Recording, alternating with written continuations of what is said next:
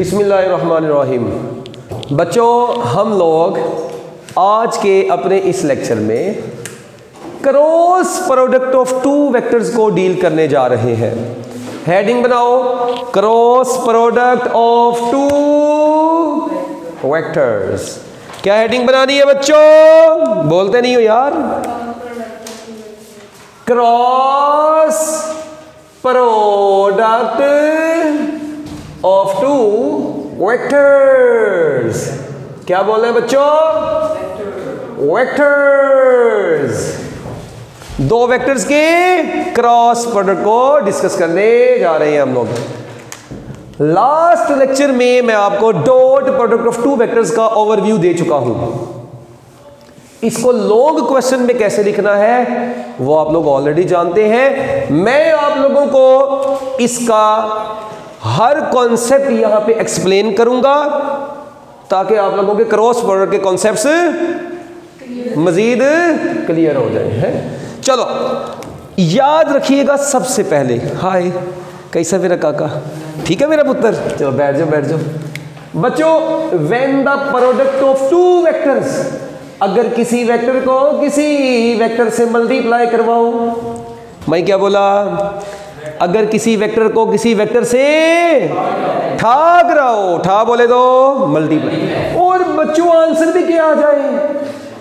एक नया वेक्टर आ जाए। When a vector quantity is multiplied by a, अगर किसी एक वेक्टर क्वांटिटी को किसी दूसरी वेक्टर से मल्टीप्लाई करवाएं और आंसर भी क्या है? यानी हम लोग ये कह सकते हैं when the product of two vectors results into a vector quantity, such type of product is known as cross product. It is also known as vector product. इसको हम लोग क्या बोलते हैं बच्चों? वेक्टर प्रोडक्ट बोलते हैं। When the product of two vectors results into a vector quantity, such type of product is known as vector product. मरते दम तक याद रख लो। फॉर एग्जाम्पल, बच्चे कहते हैं सर जी ला ऐसा कैसे हो गया? ओ मेरा पुत्र इधर देख, कमेटी डाली है तूने, ये देख है? बड़ा उसे कानों में बता रहा है क्या तू? अच्छा बच्चों सुनिए इधर, ये देखो, सपोज करते हैं मेरा पुत्र हाय, आर क्रॉस एफ, आपको पता है cross product of position vector and applied force is equal to torque. हाँ जी हाँ जी बच्चों, आर क्रॉस एफ किसके बराबर होता है? टॉर्क के बराबर होता है। अब आर यहां पे पोजीशन वेक्टर है, ये वेक्टर है, फोर्स भी क्या है? वेक्टर। मगर टॉर्क कौन सी क्वांटिटी है? वेक्टर। इसका मतलब दो वेक्टर्स को ठाक रहे हैं और आंसर भी क्या आया? बच्चे कहते हैं सजी नहीं, एक एग्जांपल से बात नहीं बनी। आओ इधर पापा को देखो, आपको पता है R cross P is equal to L vector. Angular momentum chapter number 5 की बात है। Cross product of position vector and linear momentum is equal to angular momentum.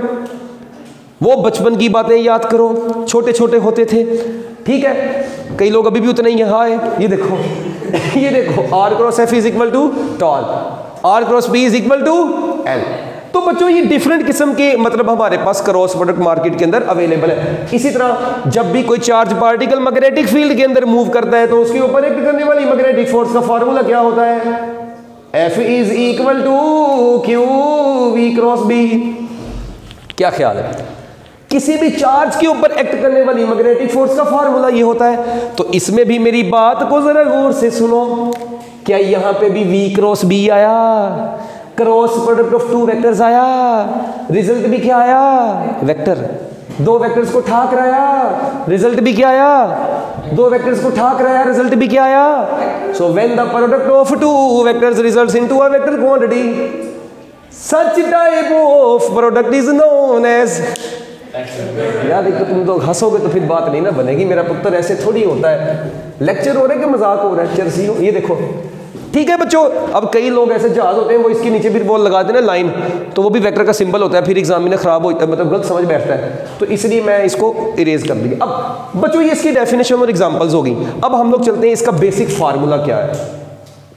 किसकी तरफ चलेंगे बच्चों? इसके फार्मूले की तरफ। देखो मेरी बात सुनो, छोटे छोटे होते थे आप लोग जब नए नए फर्स्ट ईयर में आए थे लॉकडाउन से पहले, तो बच्चों let A and B are two vectors. बच्चों सपोज करते हैं ए और बी कितने वेक्टर्स हैं? दो वेक्टर्स। देयर, मैं क्या बोला? Their cross product can be given by. बच्चों इनका क्रॉस प्रोडक्ट कैसे लिखेंगे? इसका क्रॉस प्रोडक्ट हम लोग लिखेंगे A cross B is equal to magnitude of A magnitude of B, और आगे साइन थीटा आएगा। कौन आएगा? Sine theta. और इधर यूनिट वेक्टर लगाना मस्त है। क्या है? मस्त है। क्यों? क्योंकि आंसर एक वेक्टर बनाना है। चीता यार तू ग्रेट है, मैं कहता हूं तेरी पीएचडी पूरी है। ये देख, ये क्या है? वेक्टर। ये भी क्या है? वेक्टर। अच्छा, ये ए मैग्नीट्यूड है, स्केलर है, ये भी स्केलर है, पूरा आंसर स्केलर में आएगा, मैग्नीट्यूड में आएगा। तो इस पूरी राइट साइड को क्या बनाना है? वेक्टर बनाने के लिए यूनिट वेक्टर साथ आता है। ये कैसे आया? याद करें, यूनिट वेक्टर का कॉन्सेप्ट मैंने आपको बताया था। यूनिट वेक्टर बराबर होता है बच्चों वेक्टर डिवाइडेड बाय मैग्नीट्यूड। तो वेक्टर किसके बराबर होता है? मैग्नीट्यूड इनटू, ये कॉन्सेप्ट याद है? फिर बच्चों किसी भी मैग्नीट्यूड को यूनिट वेक्टर से मल्टीप्लाई करवा देंगे, पूरी चीज क्या बन जाती है? वेक्टर। तो बच्चों ये पूरी मैग्नीट्यूड को यूनिट वेक्टर से मल्टीप्लाई करवाना मस्त है, ताकि पूरी राइट साइड क्या बन जाए? वेक्टर। ये भी वेक्टर, ये भी वेक्टर, और आंसर भी वेक्टर। ठीक हो गया? अच्छा, अब यहां पर बच्चों थीटा क्या है? फिर आपको पता है ये जो थीटा होता है, ये थीटा यहां पर क्या होता है? जल्दी जल्दी बोलो। ये थीटा होता है angle between A vector and B vector. बच्चों ये ए और बी के दरमियान का एंगल होता है। जल्दी नोट करें, हर ये साथ साथ नोट करते जाना है बस। अब ये बच्चे कहते हैं सर जी ये यूनिट वेक्टर क्यों आया? ये तो मैंने बताया कि बच्चों इसको वेक्टर बनाने के लिए आया। और ये यूनिट वेक्टर की डायरेक्शन, इस यूनिट वेक्टर की डायरेक्शन होगी, जाहिर बात है हर वेक्टर की डायरेक्शन होती है। इस यूनिट वेक्टर की डायरेक्शन को मालूम करने के लिए हम लोग फिजिक्स की मार्केट में कौन सा रूल यूज करते हैं? Right hand rule for cross product apply किया करेंगे। कौन सा रूल यूज करते हैं बच्चों? Right hand rule. ये यूनिट वेक्टर बच्चों क्या होता है? इसकी डायरेक्शन क्या होती है? याद रखिएगा, ऑलवेज परपेंडिकुलर लिख लें। दिस यूनिट वेक्टर, अभी इसका कॉन्सेप्ट समझाएगा। Always perpendicular, always perpendicular to the plane containing, perpendicular to the plane containing A and B. कहते हैं उस प्लेन के परपेंडिकुलर हुआ करेगा जिस प्लेन में वेक्टर ए और बी पड़े होंगे। इसका क्या मतलब है? सर जी जरा सुने, इसका मतलब समझने के लिए आपको राइट हैंड रूल समझना पड़ेगा। जिस बच्चे को राइट हैंड रूल आता है उसकी जिंदगी में सुकून ही सुकून है। ये आपके सेकंड ईयर में बहुत काम आना है। एक मर्तबा समझाऊंगा, बार बार नहीं समझाऊंगा। गौर से सुनना, क्योंकि सारा कुछ आप लोग देखिए, ये तो पता है मैग्नीट्यूड ऑफ ए भी निकाल लेते हैं, मैग्नीट्यूड ऑफ बी भी निकाल लेते हैं, और ए और बी के दरमियान का ये एंगल होता है, ये भी पता है। मेन रोला किसका है? इसका। इसकी डायरेक्शन कैसे आती है? राइट हैंड रूल से। और किसके परपेंडिकुलर होते हैं? जिस प्लेन में ए और बी पड़े होंगे उसके परपेंडिकुलर होगी। सो इसका मतलब पहले सबसे आपको किसको समझना पड़ेगा? राइट हैंड रूल को। सर राइट हैंड रूल की डेफिनेशन सुने। जिन दो वेक्टर्स का क्रॉस प्रोडक्ट लेना होता है, आप लोग क्या काम करते हैं? ये कौन सा हाथ है? Right hand. Stretch your fingers of right hand towards first vector, rotate your fingers towards second vector. Through the smaller angle, your erected thumb will indicate the direction of their cross product. कहता sir जी ना लिख दें। नहीं, मैं हूं ना, मेरा पुत्र लिख लिख, ऐसे थोड़ी बात बनेगी। लिख, क्या डेफिनेशन है इसकी? स्ट्रेच, लिखे लिखे लिखे, stretch your fingers, stretch your fingers of right hand, stretch your fingers of right hand towards, बच्चों किसकी तरफ? Stretch your fingers of right hand towards first vector. किसकी तरफ? Yes, stretch your fingers of right hand towards first vector. उसके बाद लिखिए rotate your fingers, then rotate your fingers, then rotate your fingers towards second vector through smaller angle. ये line मस्त है यार, मैं क्या बोला? Through smaller angle. पहला मैं क्या बोला, stretch your fingers of right hand towards first vector, rotate your fingers towards second vector through smaller angle, your erected thumb, कौन सा thumb, your erected thumb will indicate. मैं पुत्र एक मिनट अभी बताता हूं, मेरा पुत्र सिर्फ तूने पापा को देखना है बस। योर इरेक्टेड थंब, मैं हूं ना, सुना होगा तूने, your erected thumb will indicate the direction of their cross product, your erected thumb will indicate the,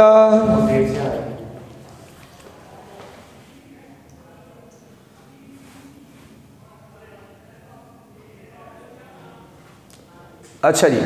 तो बच्चों जो इरेक्टेड थंब होगा वो किसको शो करेगा, बोलो ना, direction of their cross product. Sir ji बस पूरे टॉपिक में सबसे बम्ब कॉन्सेप्ट राइट हैंड रूल को समझना है। इंशाल्लाह गिनती के 2.5 मिनट में कितने मिनट में, हाँ कहता ये तो कभी सुना ही नहीं था मैंने, ये सुन लिया है ना, समझ आ जाएगा। सर जी सुने, मैं आपको कहता हूं बच्चों, आपके पास ये 2 वेक्टर्स हैं, एक कौन है ए, कौन है ए, एक कौन है बी, एक कौन है ए, एक कौन है बी। आपको मैंने कहा बच्चों आप लोग मालूम करें ए क्रॉस बी, क्या मालूम करें, ए क्रॉस बी। अब आपने इन दोनों वेक्टर्स का क्या निकालना है, ए क्रॉस बी निकालना है यार। ए कौन सा वेक्टर है फर्स्ट, बी कौन सा है सेकंड। चलो आओ निकालें इसको।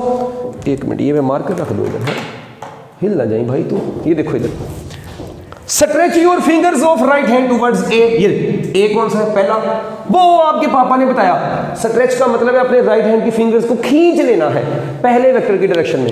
ये ना मेरा पुत्र उतार के रख देता है, सर जी ये देखे मैंने रख दी, ये ऐसे कर लिया इसको, ए की तरफ स्ट्रेच। और उसके बाद ए से बी तक छोटा एंगल ये है, ये इधर सुनो, ये वाला एंगल एक बन रहा है, एक ये वाला बन रहा है। हम कौन सा एंगल चूज करेंगे, छोटा वाला एंगल, क्योंकि आपके पापा ने लाइन लिखी कि अपनी राइट हैंड की फिंगर्स को रोटेट करवाना है सेकंड की तरफ, सेकंड वेक्टर की तरफ थ्रू स्मॉलर एंगल। सुने, stretch your fingers towards A, rotate your fingers towards B, ये बी है। ये थंब आपको नजर आ रहा है, ये थंब जो बाहर को होता है, इस थंब को बोलते हैं इरेक्टेड थंब। ये इरेक्टेड थंब बच्चों किसको शो करेगा, इनके क्रॉस प्रोडक्ट को शो करेगा ना। यार क्या करते हो भाई तुम, मेरा पुत्र मस्त बैठा हुआ है ना, हाँ ऐसे देख कैसे चौकड़ी मार के बैठा, सैल में बैठा हूं। अच्छा इधर देखो, ये देखो इधर मेरा पुत्र, ये देखो, stretch your fingers towards A, rotate towards B, your erected thumb will indicate the direction of their cross product. क्या ये थंब बाहर को है, आउटवर्ड। बच्चों ये थंब क्या है, आउटवर्ड। अब ये देखो, इधर देखो, ये देखो, ओ इधर मेरा पुत्र, इधर ए, ये देखो ए, ये ए ऐसे, किसी को नजर आया, तुझे नजर आया ना, है ना? कहता मुझे तो सर नजर आया है। मेरा पुत्र तुम कौन सी दुनिया से आया, ये देखो इधर, ये देखो आपने क्या काम किया। ए क्रॉस बी का आंसर ऐसे इनकी प्लेन के परपेंडिकुलर आ रही है यार बाहर को। अब मैं हवा में लाइन लगा रहा हूं, मुझे तो नजर ही नहीं आ रही। तो बच्चों इसलिए हम मजबूरी के तहत, किसके तहत, मजबूरी के तहत हम लोग इसको बाहर को तो शो कर नहीं सकते, हम लोग इसको अपवर्ड, क्योंकि ये आउटवर्ड है तो इसको ऐसे अपवर्ड डायरेक्शन में शो कर देते हैं। तो बच्चों ये ए क्रॉस बी किधर को आएगा, इसको अपवर्ड बोल देंगे। क्या ख्याल है, ने ख्याल है? अच्छा अब एक बच्चा आया कहता सर जी ना, यही मेरे पास 2 वेक्टर है मगर मैं तो ऐसे खच नहीं मारनी। ये कहता सर जी ये मेरे पास कौन है, मैंने कहा ए, ये कौन है बी। ये कहता सर जी नहीं, मैंने क्या मालूम करना है, कहता है मैंने तो बी क्रॉस ए मालूम करना है। अच्छा अब आपने फिंगर्स को घुमाया था इस डायरेक्शन में, इस एंगल से, ये नोट कर लेना यहाँ पे। अब ये कहता है सर जी मैंने तो बी क्रॉस ए मालूम करना है, मैंने ए क्रॉस बी मालूम नहीं करना बल्कि। तो आओ इधर, अब बी कौन है, पहला वेक्टर, ए कौन है, चलो stretch your fingers towards, stretch your fingers of right hand towards B, rotate your fingers towards A through smaller angle. छोटे एंगल से राइट हैंड की फिंगर्स को ए की तरफ से रोटेट करो, ना। चलो अब थंब इनवर्ड डायरेक्शन में है। अब इसको मैं ये देखो, इसका मतलब इनका आंसर है व्हाइट बोर्ड के अंदर जा रहा है। अब मैं कैसे इसको ड्रॉ करूं? इसका मतलब बच्चों मैं ड्रिल मशीन लेके आऊं इसके अंदर सुराख करूं? नहीं, मैं फिर क्या करूंगा? अब जाहिर बात है पेपर में बैठ के, पेपर में बैठा हो, पता लगे कुर्सी पे ये बना रहा हूं है, तो एक कील कुर्सी के नीचे ठोक के आया हो, एक बार को ठोक के आया हो है, बाद में कुर्सी पेपर में स्टेपल करके आया हो। मेरा पुत्र ऐसे थोड़ी होना है। ये देखो, अब इसके लिए क्या करना पड़ेगा आपको बच्चों? इनका क्रॉस प्रोडक्ट। अब इसका देखें, इसका क्रॉस प्रोडक्ट इनवर्ड आ रहा है, उस इनवर्ड को बच्चों मैं डाउनवर्ड शो कर दूंगा और ये बनेगा बी क्रॉस ए। नोट करो जल्दी जल्दी मेरा पुत्र, जल्दी नोट कर। इतनी देर में बंदा हज कर रहा था, यार तुम नोट नहीं कर रहे। किताब जल्दी जल्दी इसको नोट करें, हरी अप बच्चों। अब ए क्रॉस बी और बी क्रॉस ए, मेरा ख्याल है कि अब आप लोगों को इसको इजीली फाइंड आउट कर सकते हैं। अब आप लोग देखें, अपनी टेक्स्ट बुक के ऊपर भी गौर करें बच्चों, अपनी टेक्स्ट बुक के ऊपर गौर करिए। देखें यहां पे उसने बकायदा शो किया हुआ है राइट हैंड की फिंगर्स है, और उसके बाद देखिए उसने यहां पर ये तीर लगाया है। तीर बोले तो मतलब ये ऐसे सर्कल सा बनाया है। ये सर्कल उसने क्लॉकवाइज बनाया कि एंटी क्लॉकवाइज बनाया है? एंटी क्लॉकवाइज बनाया, क्योंकि आपने फिंगर्स को भी किस डायरेक्शन में घुमाया है? एंटी क्लॉकवाइज घुमाया है। आपने फिंगर्स को किस डायरेक्शन में घुमाया है? एंटी क्लॉकवाइज डायरेक्शन में घुमाया है। ये अक्सर बच्चे डायग्राम में ये नहीं बनाते, फिर नंबर कटवाते हैं, फिर कहते हैं सर जी वो तो हमने पेपर में पूरी पूरी डायग्राम बनाई थी फिर भी नंबर कटे बारे। चरसी लगो, ऐसे ही नंबर नहीं कटते। जब आपने पेपर में डायग्राम अकॉर्डिंग टू बुक नहीं बनानी तो नंबर ही कटने हैं। अब वो पेपर चेकर आपकी फुफी का मुंडा थोड़ी है जो आपको एवं मुफ्ती में नंबर दे देगा, जब आपकी डायग्राम ही अकॉर्डिंग टू किताब नहीं होगी। चलो इधर देखो, नेक्स्ट इधर देखो जरा, इधर क्या होगा? तुम लोग तो समझदार हो गए भाई ऐसे, क्योंकि अब आपने फिंगर्स को क्लॉकवाइज घुमाया तो ये आया है। डन। अब इधर सुने बच्चों, अब मैंने आपको शुरू में ये डेफिनेशन बताई, क्या बताया था कि ये यूनिट वेक्टर हमेशा उस प्लेन के परपेंडिकुलर होता है जिसमें ए और बी पड़े होते हैं। इसका मतलब आप समझें, ये कौन है? ये बिल्लू है ए। ये बिल्लू वेक्टर को नाम देते हैं ए का, ये ब्लैक वाले वेक्टर को नाम देते हैं बी का। डिग ना जाए तेरी मेहरबानी। ये ए है, ये क्या है? मैंने मालूम करना है A cross B. Stretch your fingers towards A, rotate your fingers towards B ना। Your erected thumb will indicate the direction of their cross product. इसका मतलब इन दोनों का जो क्रॉस प्रोडक्ट आ रहा है वो कुछ यूं आ रहा है। क्या ये प्लेन नहीं है? ये बुक एक प्लेन नहीं है जिस प्लेन में ये दो वेक्टर्स पड़े हैं? क्या ये लालो कौन? क्या ये लालो इस किताब के परपेंडिकुलर नहीं आ रही?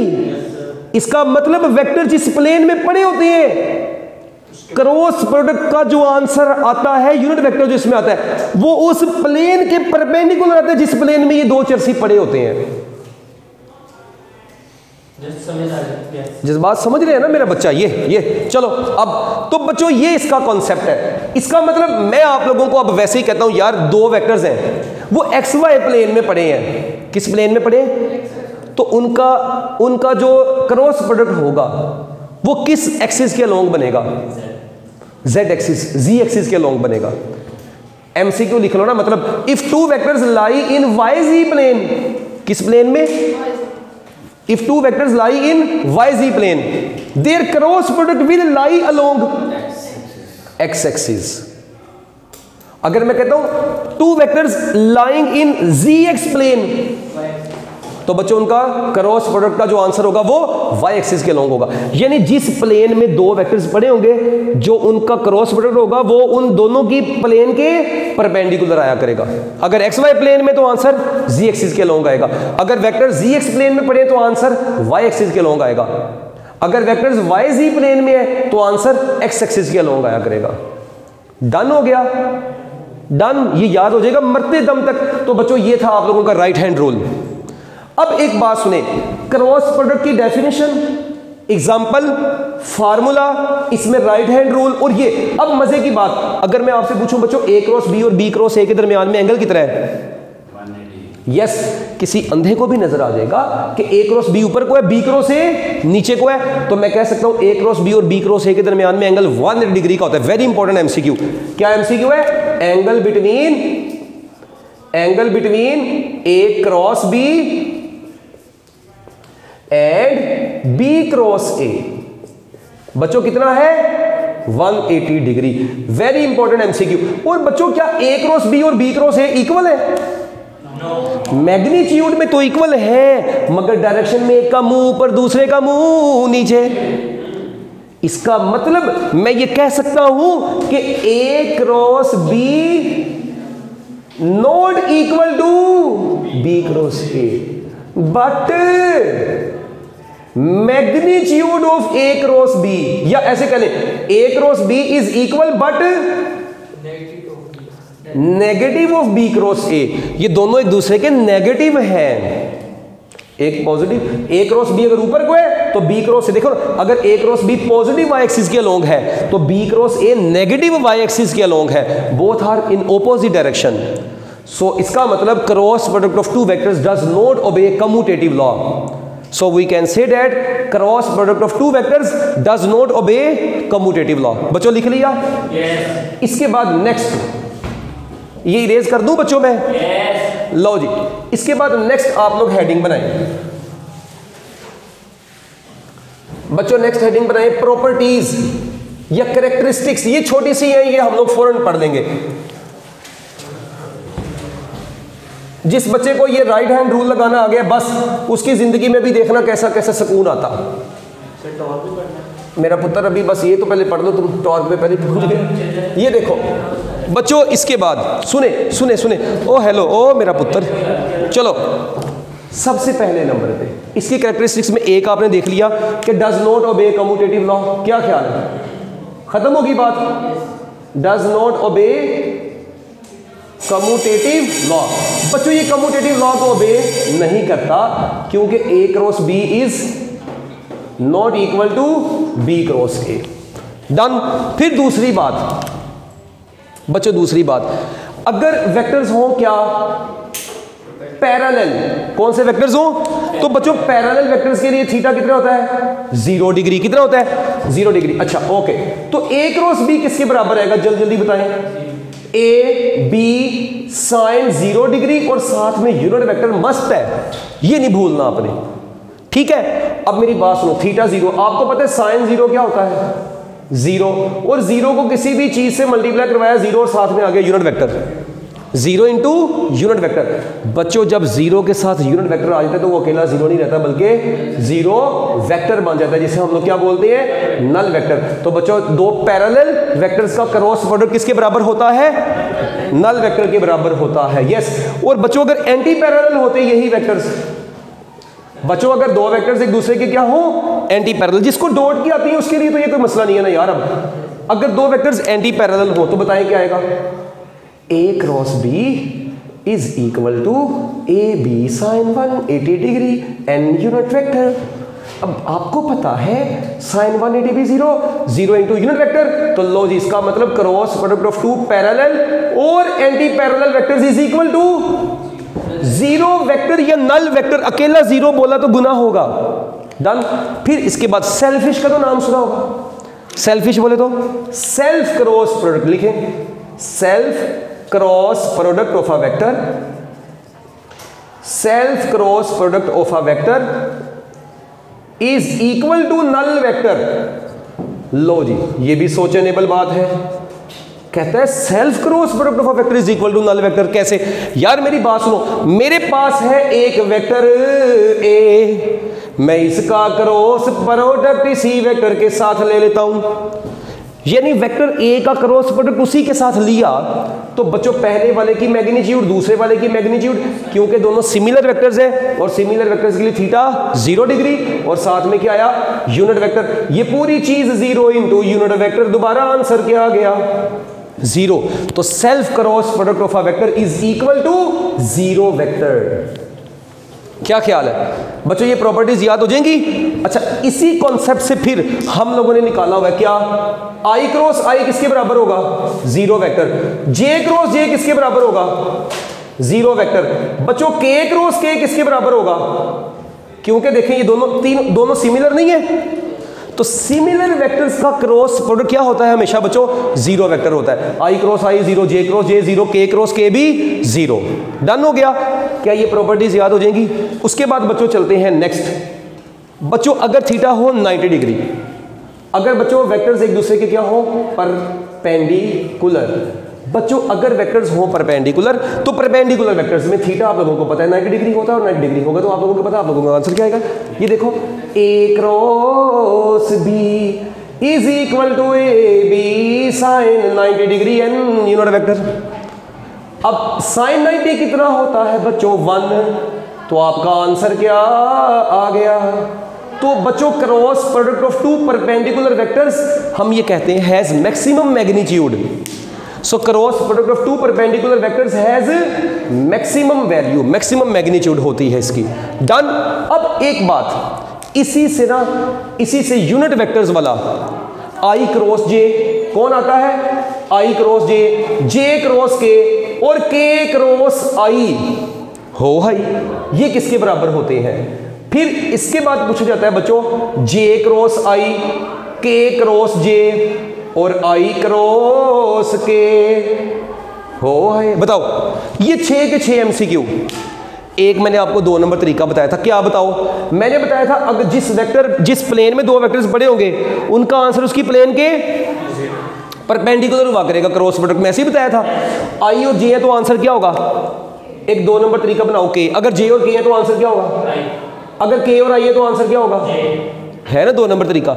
इधर देखो जे और आई है तो आंसर क्या होगा, नहीं यार तुम माइनस को छोड़ दो, बहुत पटाकू है के और जे है तो के और जे है तो आई, ठीक है, आई और के है तो जे। अब देखो ना, अब बच्चे यहाँ पे कहते हैं सर जी वो देखो भी आवाज आई थी प्लस माइनस की, मैं बताता हूँ प्लस माइनस आपने क्यों लगाना होता है, कैसे। सबसे पहले तो इधर सुने, आई क्रॉस जे का आंसर क्या है, के। इन सब के साथ मैं लगाता हूं पॉजिटिव या नेगेटिव, मुझे कैसे पता चलेगा। आप लोग ना एक छोटी सी एक सिर्फ ये डायग्राम बना लिया करें, ये वाली, ये देखो, सपोज करो इधर इसके अलोंग है आई, इसके अलोंग क्या है जे, और इधर क्या है के। सारी बातें छोड़ो, आपने जब आई क्रॉस जे निकालना है, ये आई है, ये क्या है जे। आप लोग अपने राइट हैंड की फिंगर्स को घुमाएं आई से जे की तरफ, किसकी तरफ, आई की तरफ स्ट्रेच करो, जे की तरफ रोटेट करो। थंब किधर को आ रहा है, बाहर को आ रहा है बच्चों, इसका मतलब आई से जे की तरफ आप लोग जा रहे हैं, तो आप फिंगर्स को किस डायरेक्शन में घुमा रहे हैं, क्लॉकवाइज या एंटी क्लॉकवाइज, बस ये बताएं। एंटी क्लॉकवाइज तो आपका रिजल्ट आंसर में क्या आएगा, पॉजिटिव। अगर जे क्रॉस के निकालना है तो जे से के की तरफ जाना पड़ेगा छोटे एंगल से, तो बच्चों एंटी क्लॉकवाइज है तो आपका आंसर भी आएगा पॉजिटिव। अगर के क्रॉस आई निकालना है, के आई, तो बच्चों के से आई की तरफ भी आएंगे तो एंटी क्लॉकवाइज आंसर है पॉजिटिव। अगर आपकी फिंगर्स एंटी क्लॉकवाइज घूम रही हैं तो आंसर में क्या आएगा, पॉजिटिव। अच्छा इधर देखो, अगर मैं कहता हूं जे क्रॉस आई निकालो, अब जे इधर है, ये देखो जे इधर है, जे इधर है, ऐसे देखो आई नीचे है, मैं उंगली तोड़नी है अपनी, नहीं मैं ऐसे करूंगा, जे इधर आई नीचे, thumb up into the page. ऐसे भी याद रख ले, अगर आप लोग राइट हैंड रूल लगाएं और थंब बाहर को आएगा तो आंसर के साथ पॉजिटिव आएगा, अगर थंब इनवर्ट आएगा तो आंसर के साथ नेगेटिव आएगा, बात खत्म। अब देखो, अगर आपने मालूम करना है जे क्रॉस आई, क्या मालूम करना है, तो क्या बनेगा बताओ, तो जे क्रॉस आई का आंसर क्या आएगा, यस जे क्रॉस आई। देखे जे से आई की तरफ जाना है, वैसे क्लॉकवाइज डायरेक्शन में आना पड़ेगा, और आई क्रॉस के निकालेंगे तो क्लॉकवाइज, के क्रॉस जे निकालेंगे तो क्लॉकवाइज। तो जब भी क्लॉकवाइज आएंगे तो रिजल्ट में क्या आया करेगा, नेगेटिव आया करेगा। तो ये बच्चों आपके पास एक छोटी सी टेक्निक थी आई क्रॉस जे और जे क्रॉस के निकालने की, ठीक हो गया। तो अब इसी से रिलेटेड कुछ बातें हैं, ठीक है। अच्छा जी, तो अब बच्चों इस प्रॉपर्टी के बाद हम लोग नेक्स्ट प्रॉपर्टी की तरफ चलते हैं, आई क्रॉस जे, जे क्रॉस के। अच्छा इससे ना रिलेटेड बड़े जबरदस्त किस्म के कुछ एमसीक्यूज हैं, पास्ट पेपर के एमसीक्यूज, जो मैं आप लोगों को बताने लगा हूं। अब मैंने 2017 या 18 का फैसलाबाद बोर्ड का एमसीक्यू था, ठीक है, एमसीक्यू कुछ यूं था, कैसे? उसने एमसीक्यू पूछा हुआ था यार A B sine theta N unit vector cross A B sine theta N unit vector is equal to. अब हमारे प्यारे प्यारे बच्चे ऐसे एमसीक्यूज देखे ना, यकीन मानो पेपर में ड्रोनी शक्लें बना के बैठ जाते हैं। हाँ बताओ क्या आंसर होगा? यस बच्चों, ये है सेल्फ क्रॉस प्रोडक्ट। ये पूरी चीज एक वेक्टर होगी, ये पूरी चीज भी एक वेक्टर। तो self cross product of a vector is equal to null vector. तो आंसर है जीरो वेक्टर। ये बड़ा इंपॉर्टेंट एमसीक्यू था, ठीक है। इसके अलावा अब एक बात और, अगर लिखा हो A B cos theta N unit vector dot A B cos theta N unit vector, चलें बताएं अब। यस, अब self dot product of a vector is equal to square of its magnitude.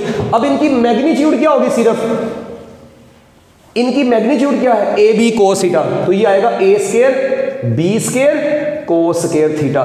तो सेल्फ डॉट प्रोडक्ट का answer क्या आता है? Square of the magnitude आता है। और पुत्र मेरी बात सुनो, ये तो इसलिए लगाया पूरी चीज वेक्टर बन जाएगी ना। तुम इस देखो, अगर ये यूनिट वेक्टर न लगाते ये पूरी चीज वेक्टर ही नहीं थी होनी। इसको तो वेक्टर, ये यही तो नजर का धोखा है यहाँ पे, यही तो नजर का धोखा है। ओके, ये हो गया। इसके बाद बच्चों लिखें next heading, cross product of two vectors in terms of rectangular components, in terms of their rectangular components. अब इसके बच्चों डिफरेंट किस्म के मेथड है। मैं यूजुअली बच्चों को वो करवाता हूं जो इनके मैथ में यूज होता है, ठीक है। देखें, अगर मैं आपको कहता हूं यार आपके पास ए वेक्टर है, बच्चों क्या लिखा हुआ है? ए एक्स आई प्लस ए वाई जे प्लस ए जी के। और बच्चों बी वेक्टर आपके पास है बी एक्स आई बी वाई जे बी जी के। अच्छा, ये दो वेक्टर्स हैं आपके पास। मैं कहता हूं यार इनका क्रॉस प्रोडक्ट निकालें। अब देखें इनका क्रॉस प्रोडक्ट कैसे निकालते हैं? A cross B is equal to, बच्चों मैंने आपको बताया था इसको हम लोग मैट्रिसेस के मेथड से सोल्व करते हैं, क्योंकि मैथ वाले बच्चे ये मेथड पहले जानते हैं। कई बच्चे इनको पहले बारी बारी सालों को करवाते हैं, वो भी ठीक है। मतलब इसको इन तीनों से करवाया, फिर इसको इन तीनों से करवाया, इसको फिर इन तीनों से करवाया, उसके बाद आई क्रॉस आई जे क्रॉस जे के क्रॉस के, फिर आई क्रॉस जे, वो सारा रूल लगाया। वो थोड़ा सा लेंथी हो जाता है, मगर करते हैं बच्चे। आप लोग मुझे बताएं इन सब में आई जे के है, इधर क्या है? आई, इधर क्या है? जे, इधर क्या है? के। क्या सब में आई जे के है? मैंने लिख दिया आई जे के। पहले कौन सा वेक्टर लिखा है? ए, बाद में कौन सा लिखा है? बी। ये धोखा नहीं खाना, पहले कौन है? ए। तो आई के नीचे ए का कौन सा कंपोनेंट आएगा? ए एक्स। जे के नीचे ए का कौन सा कंपोनेंट आ जाएगा? वाई। और के के नीचे इसका ए जी। जो वेक्टर पहले होगा उसके कंपोनेंट्स इधर आएंगे। उसके बाद बी के नीचे बच्चों देखें, बी के आई के साथ क्या है? B X. बी के वाई के साथ क्या है? B Y. बी के जी के साथ क्या है? यानी के के साथ क्या है? बी जी। सबसे पहले आप लोग इसको ऐसे डिटर्मिनेंट की फॉर्म में लिख लिया करेंगे। जो वेक्टर पहले होगा उसके कंपोनेंट्स इधर आएंगे, जो बाद में होगा उसके कंपोनेंट्स बाद में आएंगे। डन। अच्छा, उसके बाद कैसे लिखेंगे? अब देखें इसको सोल्व करने का तरीका ये होता है, सबसे पहले आई को लिखें। क्या लिखें? आई को, आई वाले कॉलम को, रो को छोड़ दें। फिर आई को लिखा, आई वाली रो को और कॉलम को छोड़ दिया, क्या बच गया? ए वाई बी वाई ए जी बी जी माइनस जे। अब आई के साथ प्लस, जे के साथ माइनस, के साथ प्लस। इसकी भी एक अलग से मैथमेटिक्स में कहानी है। फिलहाल आप लोग इसको जुबानी याद रख लें, आई के साथ प्लस, जे के साथ माइनस और के साथ प्लस लगाया करना है। जब आई वाले को लिखा, आई वाले कॉलम को, रो को छोड़ा, तो ये बचा था ए वाई ए जी बी वाई बी जी। जब जे को लिखना है तो बच्चों जे वाला कॉलम ये है, जे वाली रो ये है, यानी इनको छोड़ दें। तो क्या बच गया उधर साइडों पर? ए एक्स बी एक्स, और इधर क्या बचेगा? ए जी बी जी। फिर लगाना है के साथ प्लस, आई के साथ प्लस, जे के साथ माइनस, के साथ प्लस। अब के वाले के साथ क्या आएगा? अब के वाले कॉलम को, रो को छोड़े, क्या बचेगा? ए एक्स बी एक्स ए वाई बी वाई। ये आ गया। अब इसको बच्चों डिटर्मिनेंट ओपन कर दें। अब डिटर्मिनेंट तो आपको सोल्व करना आता होगा, 2/2 वाला डिटर्मिनेंट, ये वाला। ये देखो, इसको इससे मल्टीप्लाई करवाओ, इसको इससे दरमियान में माइनस लगा दो। ये तो आता है ना सबको। तो देखें ये क्या बनेगा? ए वाई बी जी माइनस ए जी बी वाई, फिर आया माइनस जे, अब क्या आएगा ए एक्स बी जी माइनस ए जी बी एक्स, फिर क्या आएगा प्लस के, अब क्या आएगा ए एक्स बी वाई माइनस इधर क्या आएगा ए वाई बी एक्स। अब बच्चे ये सारा बना लेंगे आप लोग। अब बच्चे कहते हैं सर जी किताब में तो जे के साथ प्लस लिखा हुआ है। जब बच्चों वो जे के साथ प्लस इसलिए लिखा हुआ है क्योंकि ये वाली वैल्यू को उसने उल्टा दिया है।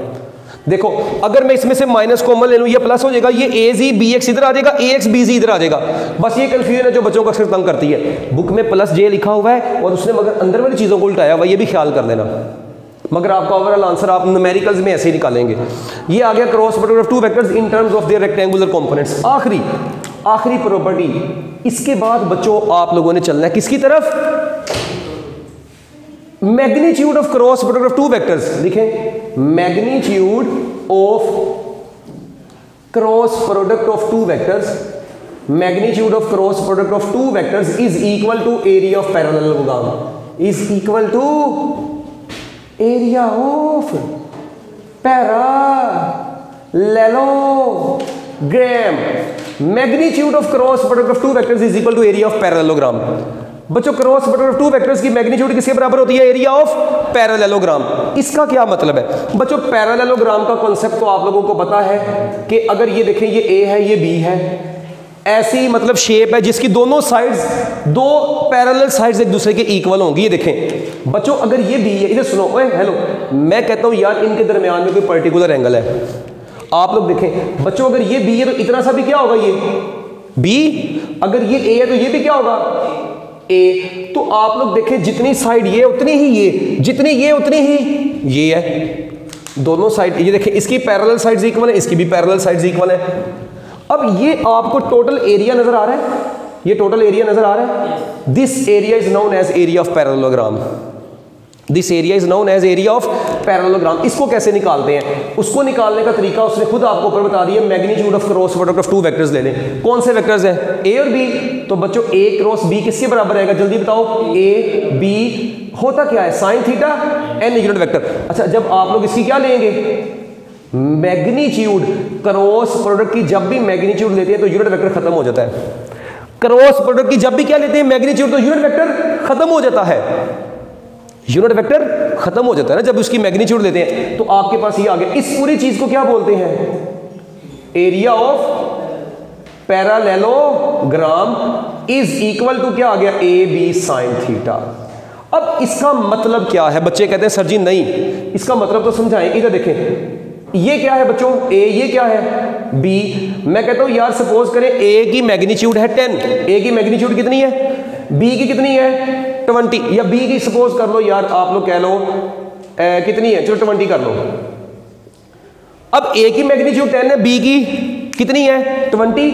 मैं कहता हूं जी इनसे जो पैरेललोग्राम बनेगी, इनसे क्या बनेगी पैरेललोग्राम बन रही है एक पैरेललोग्राम। बताओ उस पैरेललोग्राम का एरिया क्या होगा, तो कैसे निकालोगे आप लोग कहोगे sir ji area of parallelogram निकालना है। ओके कैसे निकालेंगे बताएं, इसकी मैग्नीट्यूड इसकी मैग्नीट्यूड साथ में क्या आ जाएगा, तो 10 इंटू 20 साथ में क्या आ गया साइन 30। तो बच्चों ये कितना है 200 और साइन 30 कितना होता है 1/2। आंसर कितना आ गया 100 मीटर स्क्वायर। तो बच्चों इसका आंसर कितना आ गया, इसका मतलब इस पूरी पैरेललोग्राम का एरिया कितना आया। तो बच्चों अगर आपको इधर सुने मैं आपको एक 2 नंबर चीज बताऊं, ये क्या चीज होती है रेक्टेंगल। अगर रेक्टेंगल की ये साइड 10 हो, ये साइड कितनी हो 20, तो कितना आंसर आता है, इसका एरिया कितना आता है 200 मीटर स्क्वायर आता है। अगर ये भी मीटर, अच्छा सुनना बड़ी काम की बात है, 200 मीटर स्क्वायर आया। इस वक्त इनके दरमियान में एंगल कितना है, इसका मतलब मैं इसको इस फॉर्मूले से सोल्व कर सकता हूं। ए क्रॉस बी किसके बराबर होता है बताएं जरा, A B sine theta. Theta यहां पे कितना है 90, साइन 90 कितना है, साइन 90 कितना है 1। तो बच्चों आंसर कितना आ गया 200 आ गया। मगर अगर इनके दरमियान में एंगल चेंज हो जाएगी, लो ऐसे हो जाए, अब ये रेक्टेंगल तो नहीं ना रही, इसका मतलब पैरेललोग्राम में अगर दो साइड्स परपेंडिकुलर हो जाए तो वो रेक्टेंगल बन जाती है। अब ये वाला एंगल अब थीटा 90 नहीं है, अब ये सपोज करें 30 है, तो अब जो भी ये वाली वैल्यूज है उनको मल्टीप्लाई करवा दो, उनके साथ क्या आ जाएगा साइन थीटा आ जाएगा, तो वो उसका एरिया ऑफ पैरेललोग्राम आएगा। So that is the basic concept of cross product of two vectors. तो मैं उम्मीद करता हूं कि आप लोगों को काफी अच्छी नींद आई होगी। अल्लाह हाफिज।